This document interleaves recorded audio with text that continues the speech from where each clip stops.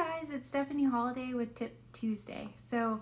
I was thinking about last week's video with doing lots of fun fall things with our kids in the community, and I started thinking about safety. And probably one of the number one issues that many families have on their minds while they're out in the community is wandering. So I found a nice little tip list from Autism Speaks. I will link the toolkit with this post so you guys can use all of their resources, but I'm going to go over a couple of tips that they suggested. So number one, alert your trusted neighbors. So if your child has any triggers for wandering or any tendencies, let them know. And number two would be provide a safety plan to your child's school, church, any other community places that you might go. Introduce your child to law enforcement, fire professionals, EMS.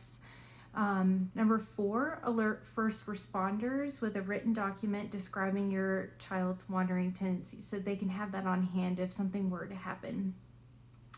Number five, I believe, consider safety products. So there are some wearable forms of ID and identifying information and alert of an autism diagnosis that are available on the market for pretty reasonable prices. Display an autism alert window, decal that could be in your car or in your home so that first responders know that there might be someone there that may not respond to their verbal cues.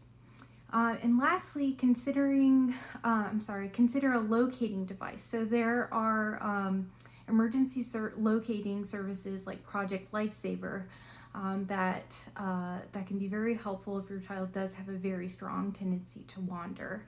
It can be life-saving. So I just wanted to share those tips with you so that everyone can have a really fun, safe time while you're out doing your fall activities. Thanks. See you next time.